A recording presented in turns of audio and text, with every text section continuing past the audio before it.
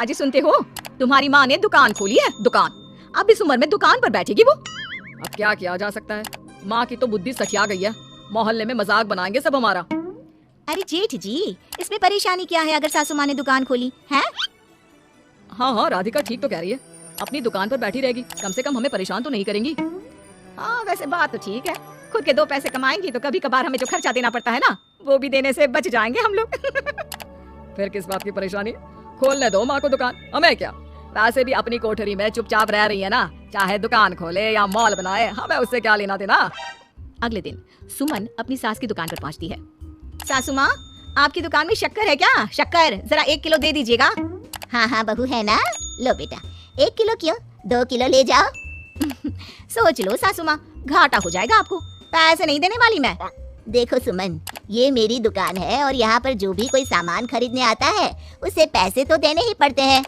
अरे सासू माँ, ऐसा क्यों करी आप? अरे देखो ना, घर पर आपका बेटा और पोते पोती दूध में शक्कर डालने के लिए कब से इंतजार कर रहे हैं, जरा उनके बारे में तो सोचिए।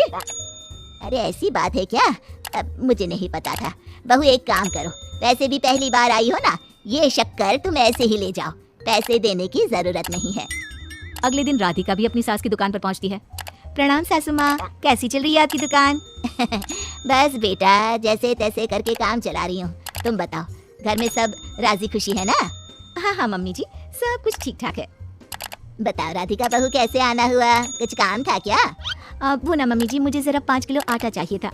मेरे पैर में ना बहुत दर्द है, इसलिए बाजार तक जाने में ना तकलीफ हो रही थी। घर पर बच्चे भूखे बैठे हैं, सोचा आपसे ही ले लेती हूँ। हाँ क्यों नहीं बेटा, ये लो 5 किलो आटा ले जाओ। हाँ लेकिन मम्मी जी, आपने जेठानी जी को शक्कर फ्री में दी थी, तो मुझसे भी पैसे तो नहीं लेंगी ना?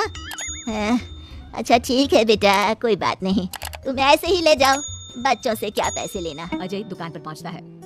कैसी हो माँ, दुकान तो अच्छी चल रही है ना तुम्हारी, सब मोहल्ले वाले तारीफ करते रहते हैं। अब क्या करूँ बेटा, तुमने तो मुझे सहारा दिया नहीं, गरीब माँ को घर से बाहर निकाल दिया, कुछ तो करना पड़ेगा ना अपना पेट पालने के लिए। वो माँ ना बहुओं की बहुत चिक चिक रहती थी, अब देखो कितनी अच्छी जिंदगी है तुम्हारी, खुद कमाती हो खुद खर्च करती हो, इससे अच्छी भला कोई जिंदगी हो सकती है क्या? हाँ बेटा, दिल को बहलाने के लिए तुम्हारी ये बात भी सही है, लेकिन कोई बात नहीं बेटा, मैं खुश हूँ। अच्छा माँ, मैं क्या कह रहा था, जरा 500 उधार तो दे देना। कमाल की बात है बेटा, तुम मुझसे पैसे उधार मांग रहे हो, तुम्हारे पास पैसों की क्या कमी है? अरे माँ, इस महीने की तनख्वाह नहीं आई और आप तो अपनी बहू को जानती है ना, उसे शॉपिंग करनी है, जल्दी वापस लौटा दूंगा माँ। ठीक है बेटा, ये लो 500 रुपए, लेकिन देखो कुछ दिनों में वापस दे देना, मुझे अपनी दुकान के लिए माल भी तो खरीदना है। हाँ ठीक है माँ, जल्दी पैसे लौटा दूंगा। बहुत दिनों तक अजय अपनी माँ लक्ष्मी के पैसे वापस नहीं देता और सुमन और राधिका बार बार किसी न किसी बहाने से अपनी सास लक्ष्मी की दुकान से बिना पैसे दिए खूब सारा सामान ले आती है, जिसकी वजह से लक्ष्मी को अपनी दुकान में बहुत घाटा होता है। फिर एक दिन जब राधिका सामान लेने के लिए लक्ष्मी की दुकान पर पहुंचती है। सासू माँ, जरा वो 1 किलो दाल तो देना।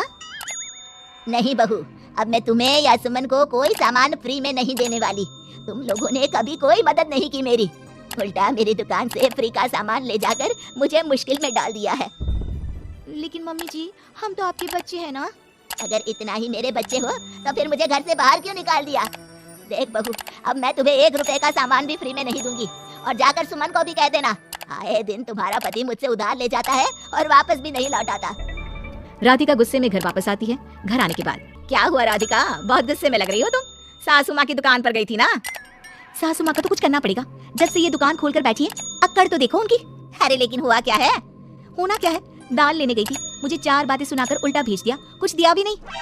ये तो सासू माँ ने ठीक नहीं किया। देखो मेरे पास ना एक बहुत अच्छा प्लान है। कैसा प्लान भाभी?